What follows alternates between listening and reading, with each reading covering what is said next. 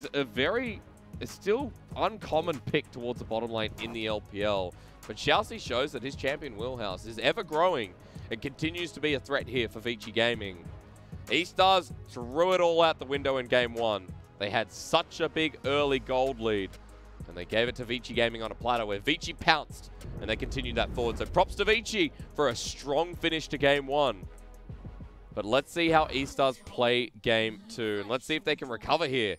Otherwise, the team that's first will end up taking a second series loss, and it'll be against Vici Gaming.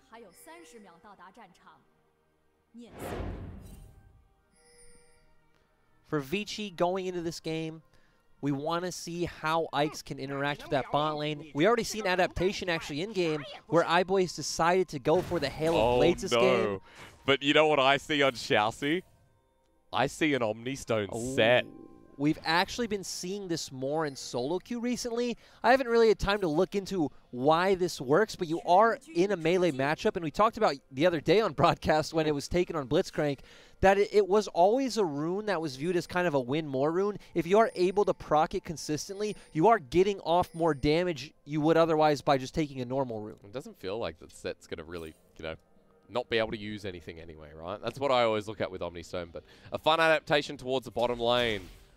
I think the cooldown on it for melee champions is something like 5 seconds. Yeah. Like if you use it, then 5 seconds you get a new rune, something like that. The main thing is you use it. That's the benefit to Omnistone. If you don't use it, it sucks.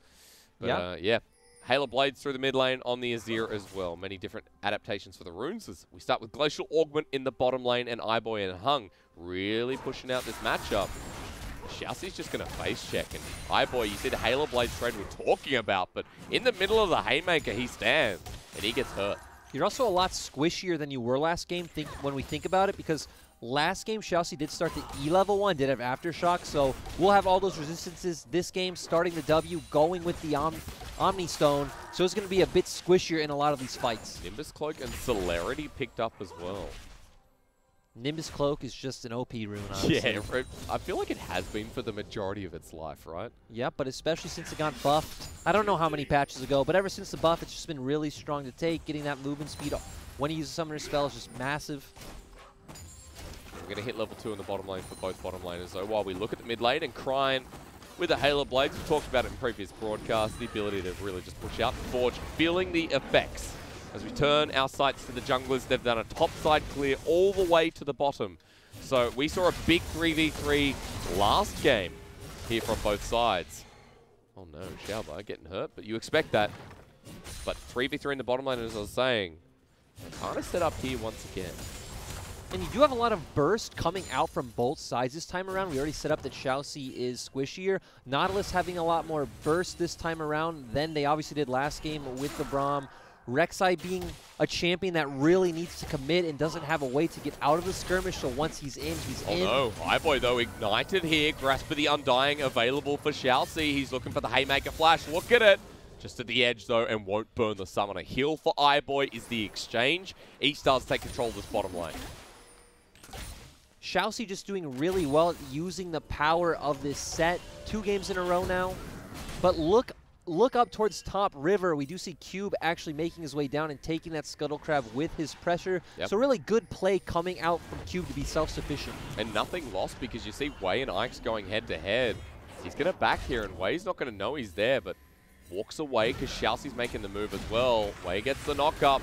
Xiaoxi and Wink behind turret as Ike's gets low, but this could be the benefactor here for Vici Gaming. They're looking for the re-engage. Xiaoxi with Electrocute. How's he going to take this one up? The Ren Spears at the ready with the Ignite, but range not there. The 3v3 ends in a stalemate.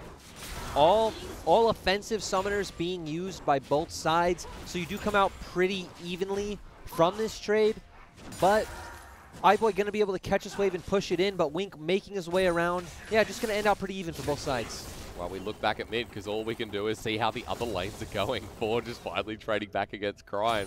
And Corkia's here. Can you believe it, Lyric? We're back. We are back. Nothing's changed, huh? Azir is one of those interesting champions, though, that has so many rune options. We've talked about this many times on the broadcast. You go Lethal Tempo if you want to play more for those late-game team fights. You have Comet if it is more of a poke lane. You have 2 options when it comes to kind of short burst trades and partnering with your jungle, which is Hail of Blades and Electrocute. Hail of Blades does feel a lot more consistent, though. And don't forget there's lethal tempo in there somewhere as well.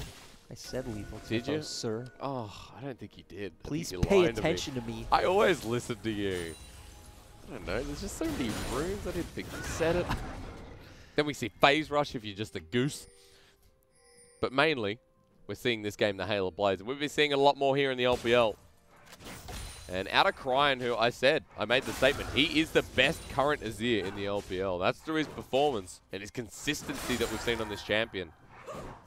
While there is nothing much going on in the mid lane, Forge does get the push out to get a cheeky ward onto Wei. Watch the tracking here, because Ike's is towards the bottom side of River and currently on Dragon. I do want to say, though, that we already set up that both comps do just want to continuously head towards the spawn side. Yep. Good job by Xiaoxi kind of threatening that eStar have members here when Wink did just get that back. Now eStar will be the ones with priority if they want to look for this dragon, because Wink is already here with an item advantage. And Wei sitting in the mid lane. If he can find mid, then even better here for eStar. Forge has the Valkyrie available. There goes the ultimate immediately from Cryan. The flash just to follow up was so nice. Cryan first blood. Yeah, we didn't see the animation go through, but he did actually get that knock-up coming through the Unburrow. Yep. Picking up that kill like you just said. Now it's going to be very easy for eStar to turn that into a dragon. And it begins. Hung on the roam, but only to back away as Ike is going towards the top side. First dragon again here for eStar. First blood again for eStar. And first bit of gold leak for eStar. Now the next thing to keep our eye on will be that 8-minute mark, which is all about Rift Herald. So whoever has push in the bot lane will be able to look for that roam up first. It does look like that eStar have pressure in this bot lane, so it's going to be all about if they want to go for that Herald. But eStars have actually been one of our teams that don't typically go for that swap. No, they're just so bot side focus has been all about the dragons. So we'll see. You said 8 minutes. We got a minute to go. I would also like to point out the itemization here on iBoy, as Cube is taking a cheeky red buff. But iBoy is going for Ninja Tabi early in this lane. And no, I don't want to see it, but I do, because I'm excited for this matchup as well. But we got to gank towards the bottom lane. Hung might be caught out here. Ignite is there. He flashes away.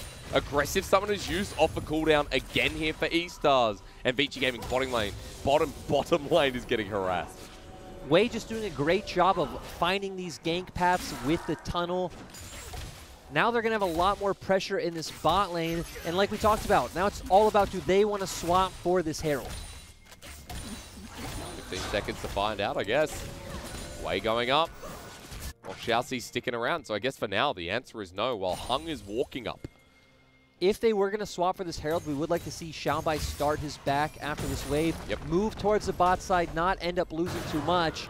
And then we would see eStar come on ahead. So I really want to see eStar contest for the Herald this time around. Well, they're actually walking there. Look, here comes Wink and Xiaoxi, but it started up, and the Olaf damage this early on means it's already half health. True, but iBoy is not making his way over. They do see him on bot side of the map, so eStar can look to posture more aggressively and try and force a team fight, especially with Call of the Forge God up. And Empress Divide is still available on the side of Cryan. Dredgeline going to pull in Ike. 4 people just jump on the jungler. Vici found them unawares, and the ult from Cryan does nothing. The Xiaobai gets the knock up on the backline, but the damage can't follow up. Vici now have this, as Cube is so damn tanky with the dominance, but might have to flash away. They're preemptively going in. Forge will trade his life on Xiaobai at the end of that one. And at least eStars, well, they actually stole it, and they're going to get the Herald as well. Still, eStar being a bit slow on the rotation gave time for Vici to finish that down. Guess it didn't matter, like you said, because they did get the steal. And we saw what we talked about with the Rek'Sai. He's just so squishy, and once he commits to going in, there is no getting out. So 2 for 2, but you were able to get a lot of gold onto iBoy. I still do think that eStar came out ahead, though. Especially when Cryan picks up the second kill for eStar too. It matters quite a lot. This is Azir is already accelerated. He has the Rift Herald in hand with lots of turret plating available. Xiaoxi now shadowing him as well. Take another look here because yet 7 health for a steal. eStar, we did want to see them posture for this Herald, but way a bit too far forward. Trying to get the steal, I guess, does guarantee the steal, so it works out. But eStar come in with a numbers advantage, so they are trying to force a fight. Forge going in so aggressively for Xiaobai, but they're able to pick up that kill on the back end. And after we reset with the Herald still in hand in Cryan, he's going to have a blue buff as well. But we're at a point where We're looking across towards these first items. I think Cryan wanted to shuffle over that wall. That didn't work out, but yeah, we are looking towards our first items almost available here. But a goal lead still towards Vici Gaming. And off the back, you're talking about the turret plates in the bottom lane. Only one for iBoy to get him a bit more of an advantage. And going into like mid and late game, we do have very similar scaling on both sides, which we've been seeing a lot more in LPL teams drafting similar comps with two late game mage mid laners. Combining that word. That's okay. I haven't been able to speak all day as well. Two kind of like mid game 80 carries and these beefy frontliners in top lane. I do favor Corki scaling over Azir in the late game because you do have just so much crit, but when you have something like the Ornn on your team, that's something you always got to watch out for. Yeah, especially now that, you know, even though he's been pushed back to level 13, the fact that he gets 2 items for himself and he's second tanky member. Hello. So I'm going to commit once again. I do like eStar scaling going into the late game on this side. We do have Set who's going in. Yeah. I was going to say very strong in the late game, but he was also cheeky. Yeah, but he is very strong. You're right. And he's going to have an ornament. You have percent HP damage coming out from your Q. Obviously, W does offer you the true damage in the center. HP regen is obnoxious way looking for a gank in the top side though on Cube. He's played it very safe, but Cryan now dropping the Rift Herald down. And Azir joins the party as well. This is going to go down super fast, and look at the response. Vici won a match instead of go for the opposite play. Vici are matching though, so eStar getting play called but not able to force anything more than that. I do like that eStar also rotating their bot lane towards mid, so they might be able to look for some kind of push, but ooh, actually, are they going to go for a pick? I mean, nope, they do just show Dragon is there as well, so Wei has a camp up in this top side. Might be looking to rotate down with Cryan alongside him. So eStar here just rotating their bot lane to mid to get first push on this wave and then turn towards river. Xiaoxi's fast. He's got Predator. He had Predator and Hex Flash, and now he's got Comet. So with Dragon there, keep that in mind, I guess, as Vici looking to contest this one as well. But we have Nashor's Tooth already coming out from Cryan. On the other side, though, Black Cleaver finished for Renekton, while Xiaobai still doesn't have Sunfire's cape. And Forge just TP'd in. Call the Forge God wants to find the support, but a great base ball as the ult comes out from the Misfortune, but it's not good enough. Xiaoxi jumps onto iBoy, and he's dead already, while in the back of the pit, eStar's managed to kill the Dragon and a kill onto Ix, but it's a 4 versus 4. Renekton's still alive. That was really strange out of eStar. We've usually praised them for how well coordinated they are, but we saw Cryan on Wei on the...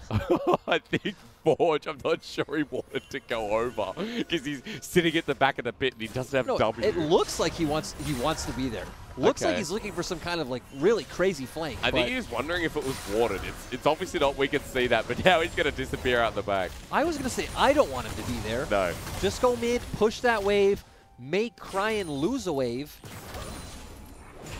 It is what he's going to do in the end, but wasted a lot of time.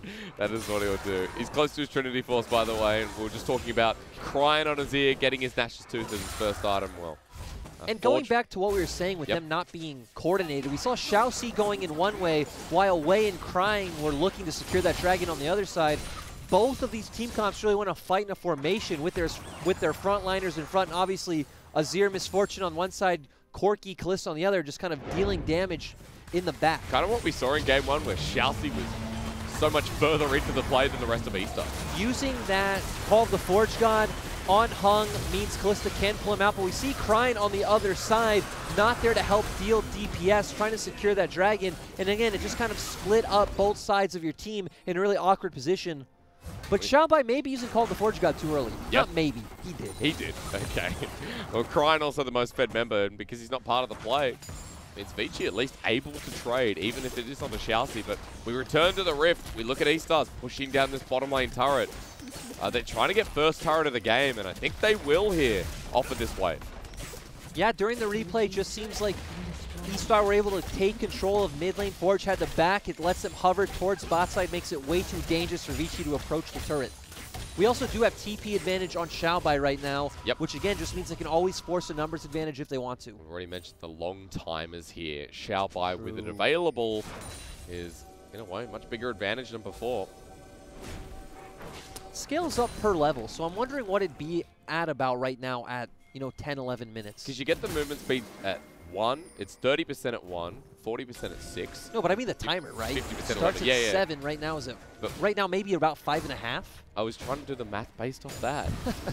But then again, my math is not too great at this point in time. Well, for eStar, I would say at this point in time, I'd like to see eStar just force the Herald. Yeah. You see Forge's bot. You should know Forge's TP timer isn't up. Xiaobai does have TP. You have all of your ultimates, which is what your team composition really relies on. You now see that he's packaged. Let's see a decisive Herald call coming out from eStar. Well, it begins here, and Vici are backing away. Wink in the mid lane, meanwhile, pushing this wave, and once again, getting priority for eStar.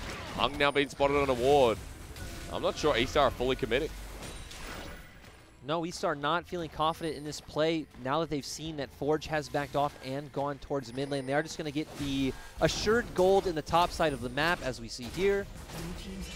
Solo onto Crime. That matters. He's going to get the shove as well, while Vici, I like this play. Aggressive through the mid lane. The Fate's Call going to be used. They're diving, and it's knock up Heaven onto Way as he goes in the ulti to escape. The bullet time comes out late. That's 2 for Vici. They dive again, more successfully. Coming out so far ahead, we saw... Just looking at the mini-map, eStar reacted so slow. Xiaobai's TP especially coming out so late. Just great job by Vici grouping up mid and punishing the errors from eStar. It's really good because even though it was an error from eStar once again for Vici, really decisive play to be seen. And it's really interesting because we talked about that both comps want to do similar things. So they both do a good job of grouping up mid as 4 or 5, taking pressure together and translating that in River. This time eStar were just kind of left with their pants down. Yeah, you'd think they'd know the similar win condition that Vici Gaming are also trying to play to. Let's look at this decisive play again because it came off of iBoy. Double knocker. Ooh. Yeah, just great play in general. Punishing eStar when they are kind of pulled apart all around the map. Yep. And now we get Forge's first big power spike. Before, Cryin was sitting comfortably ahead, having that Nashor's Tooth when Forge only had a Phage. But now we're getting to a point where the compositions are hitting similar power spikes, and it is really going to come down to execution in these team fights. Trinity Force in hand. A quick look at Cryin here in this game, and even though Cryin is fed, Forge in a realistic position to challenge the Azir. Talking about items, we've got our third dragon coming into fruition there. It is a Cloud Rift once again. Cloud Rift where for Vici Gaming, they have mid under control. eStars have been spotted out on this top side. They might be looking to trade Rift Herald for the Dragon. eStar already have 2 Drakes guaranteed, so they feel okay giving this one up. Don't need to rush towards Soul Point when you do have a lot of scaling in your comp. Yep. Just feel good about getting this Rift Herald and trying to maximize the gold lead, which right now gold's even, so just finding a gold lead to start out with at this point. Another exciting game on that note as well. Teleport here for Ooh, Cryin. I like this, using the TP to create a tempo advantage in the mid lane and just use this Herald right away. They're going to get the turret before the minion goes down. Well, at least the Herald should get a second charge, but can they push it through to the inner turret? You do have Forge and Cube in top and bot lane, but they need to watch out for flanks. Both of them have TPs. Forge is here, still going to be taking the turret, so small win. While you talk about flanks, well, right now, eStars are committing to the mid lane. There's the Ragnarok from Ikes. They're going to get the turret anyway. They're pushing as a 5-man unit. They're going quick. Cryin wanted to go in. Miscommunication here on eStar with a triple knockup. If Forge was there, that could have been so much worse. Vici still pushing forward, but I haven't seen that on eStar before. I want to say it looked like miscommunication from Vici too. As we see on the map right now, they had 2 good wards that Forge and Cube could have come in on, and it looked like obviously Hung went for that engage right there, but the rest of Vici just kind of standing there like, what? So surprised by the fact that Cryin jumps in with no regard. He has to flash away. Okay. Well, we're at a point where Vici are keeping up in gold. Turret will go down in the mid lane. Forge wasn't able to get that inner turret in the bot side, but he did get the solo turret towards tier 1. Tier 1 on the top side here for Cube as well, but Wei is going to stop that from going down for now. We're also at a point now where a good thing about Corki as compared to Azir is you do also feel a lot better sitting in a side lane. Yeah. You feel a lot better in these duels, and there's more safety with your Valkyrie. So we can see Vici look to abuse like a 1-3-1 setup when they have something like a Renekton and a Corki, and both of you do have TP up while eStar do not. Plus, he should have package coming up shortly as well. So, with that TP up that you mentioned, the ability to really make this play come into fruition is there for Vici. I'm expecting around Baron or Dragon. Baron has just spawned, but third Dragon here for eStars, available in 2 minutes 50. In both of these comps, obviously having immense Baron pressure with double AD carry on one side, Azir on the other. It's something you always got to be cognizant of that the enemy team can do. Trying to look across the board, who do I think will change the game in these fights? Because we're dead even, it's going to come down to one player as usual. iBoy, a key member in game number 1 on this Kalista once again, but Cryan has 2 items. Coming down to the key members of these fights, for the side of Vici, we need to keep our eyes on Forge. He's going to be the main damage dealer going into these fights. When it comes to eStar, I feel like the setup and the supporting cast is a lot more important. If Xiaobai can hit like a 3-4-man Call of the Forge God, then eStar really should come out ahead. And I mean, this game, he doesn't have Hung to deal with, who was on the Brom last time around, where it was more about, okay, Xiaoxi taking him out of the play, and Xiaobai getting that ult into everyone else. So he's got a lot more freedom here. And Xiaobai, this is his pick, and no one gets excited about talking about an Ornn, unless maybe it's the Shy's Ornn as we've seen, but this is his pick. Plays it well. You do also have more disengage tools for eStar too, just with that Emperor's Divide alone, so it's much harder for like Cube to get onto you. Of course, Ike's can still get on you, but Olaf jumping in there solo doesn't really sound like too good of an idea. Not unless he gets those nice Ragnarok at the time and is able to walk through the Emperor's Divide. His dredge line almost connects. Xiaoxi was doing some deep warding, almost gets punished for it. I guess lethal tempo doesn't give him the sustain he wants, but the HP regen in his kit does. Vici going to be able to walk up towards this Baron, which gets engaged by way, just to push off Ike's. But warding now available here for Vici Gaming. We've really slowed down around this pit, around this Baron spawning. But we do see Vici doing what we'd like them to do, which is, again, push out those side lanes and move first. Of course, Renekton has pressure over the Ornn, so Cube will always be able to hover, you know, around the mid lane, walk first, not have to blow his TP defensively like Xiaobai will probably have to do. So I like that Vici have been slowing it down. We already talked about Corki's real power spike comes in once you get that IE as well. Then you're just hitting like a truck, so... Yeah. But he isn't going to be able to wait any longer because Dragon's coming up. That it is. 30 seconds. Teleport still in hand, by the way. He's going towards top side, and he's moving fast, so that makes me think package is in hand. I'm sure we'll get a look in a second. Vici still hanging around the top side, though, even with Dragon. Well, Xiaobai has actually just walked here to the mid lane. Ping's going down. All the Forge God is here onto iBoy. There's the pick, but eStars aren't there. And we said that Xiaobai's Call of the Forge God is going to be so key in these fights. Now that's down, that's a huge cooldown. And that's a phase call. That's a triple knockup with the package on top. The Emperor's Divide sends Shurima there, but Vici have already won the fight. iBoy's already got a triple kill, and they get the slow as well. Xiaobai is a dead man walking, and Vici run forward because they see Wink. It's unfortunate in a 1v3. Forge to run forward on top of Wink. Vici won this fight ages ago. They're just picking up the pieces. Vici are just doing such a good job at punishing eStar for wasting their setup. We talked about the eStar's comp is a lot more reliant on the Call of the Forge God to get those knockups to set up space for Cryan and Wink to deal damage. Really important for Xiaoxi as well. Well, Wink's going to die here, no doubt about it. Almost gets taken down with him, but a shutdown to Forge. Another big mid laner here for Vici Gaming. Corki just does so much damage in these fights, and again, when Xiaoxi isn't show-stopping someone out of the fight, when Xiaobai isn't using that Call of the Forge God to give room to Wink to deal damage. But it's happening again. Just through the mid lane this time. Just great engage coming out from iBoy and Hung. And then everyone on the side of Vici, just like last time, they jump in together. They have so much AoE, and they pretty much just explode all the squishies on the side of eStar. And the only reason that Vici lost a couple of members in the process that eStar were able to find a small glimmer of hope was through Wink's ulti. Wink's ulti on four people brought something back.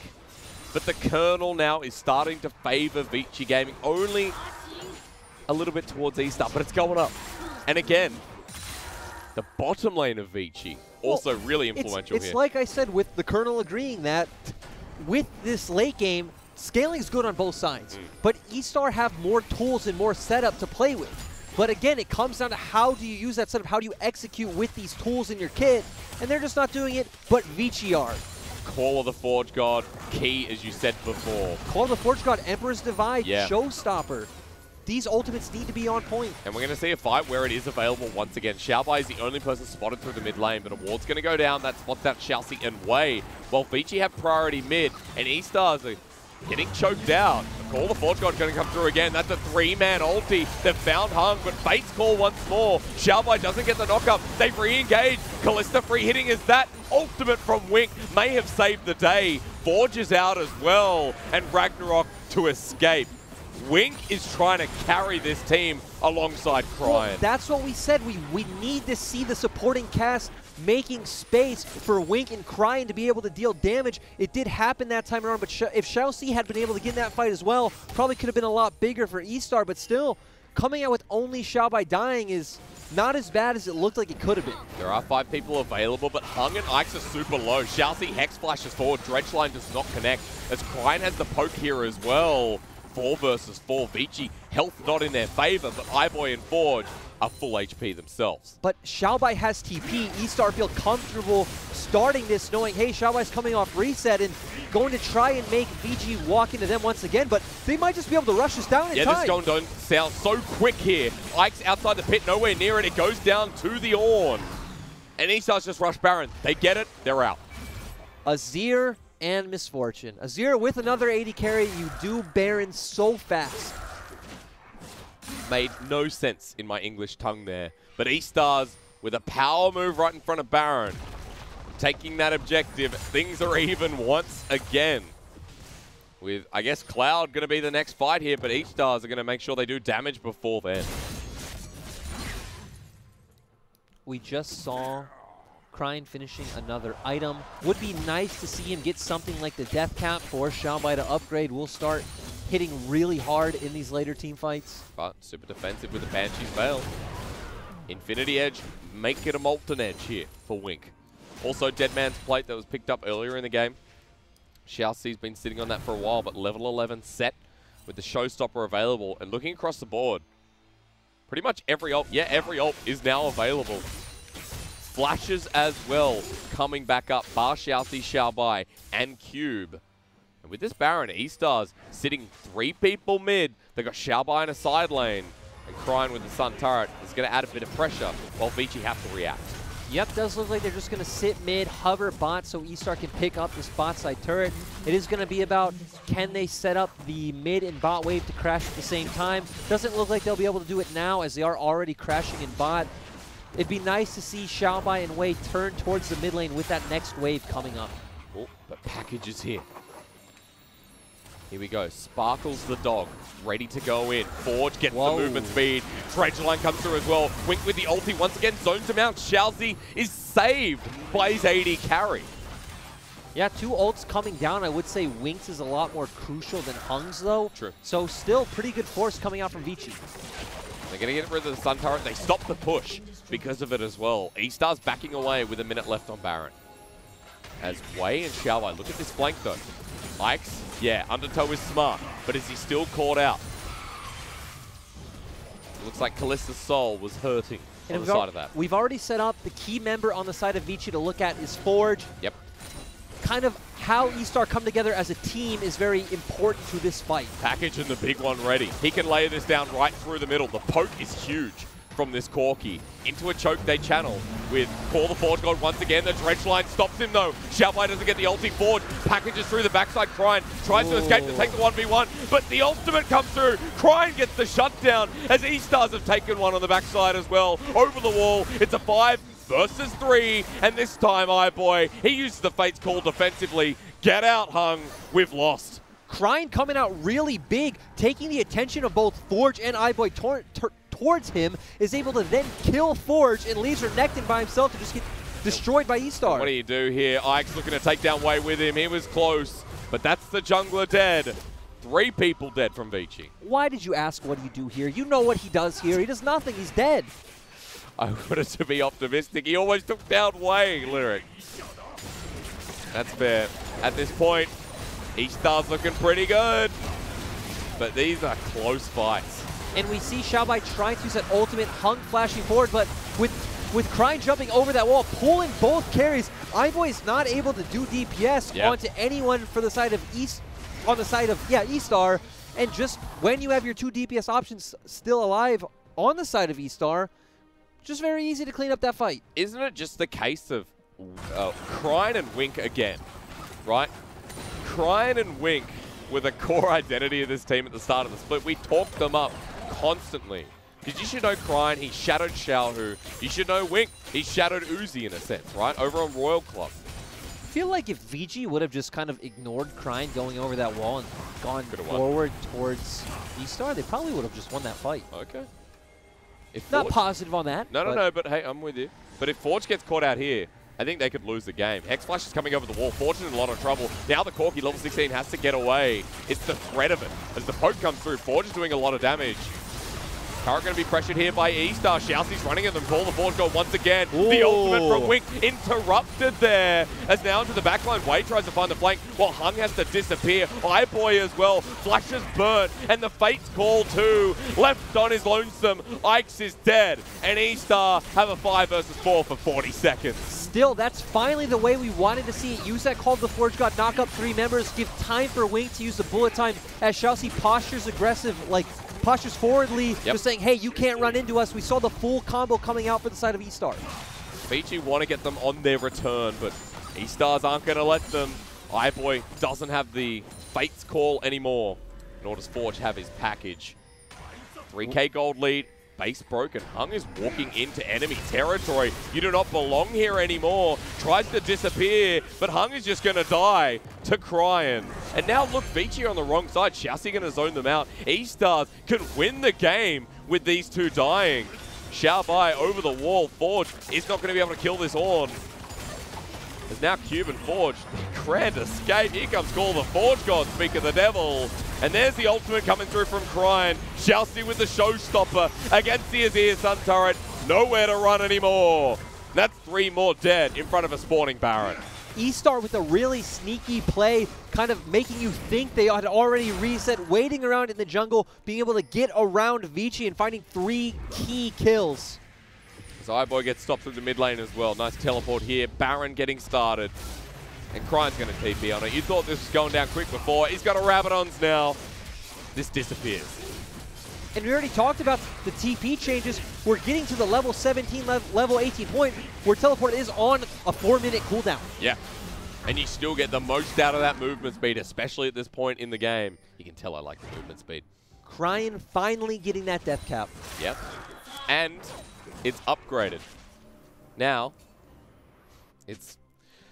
I don't know what... I forgot what the name is. It's Rabadon's Crown. It's something Death Cap Crown. It's a crown. It's a king's crown.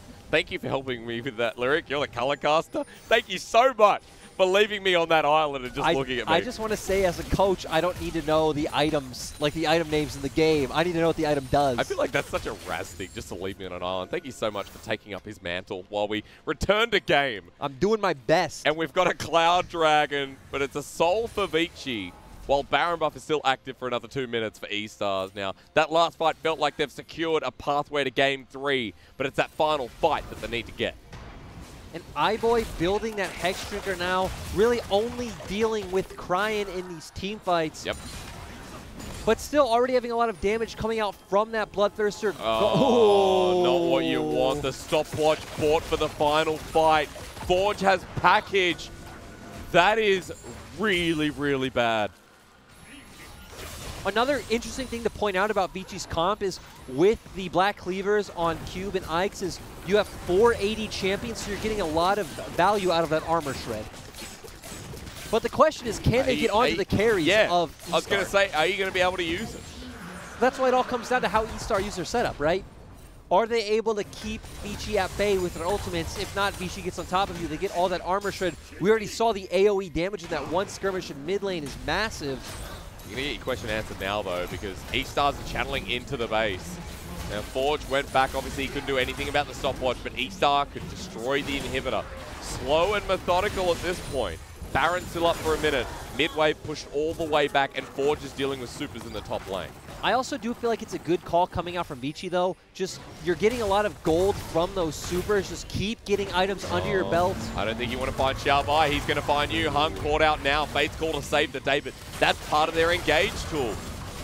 Past 10 minutes, iBoy's been using it defensively, and eStar's now knocking on the door again. Yeah, 2 key ultimates now down for the side of Vici. eStar making their way over to Forge. Yeah, if that Praise Seeker hit, I think it's over right there. eStar's working into the base, and Hung just gonna die almost. Flashes away as the ultimate comes through from Wink. And for Xiaoxi, the showstopper into the back line. He'll survive with the help of the Haymaker. Vici try to turn around. They flash on into the middle. That's Cube again. iBoy's hopping around. Watch this Kalista. Have Vici successfully defended? I think they have with Forge and iBoy. The damage is immense, and they've done it.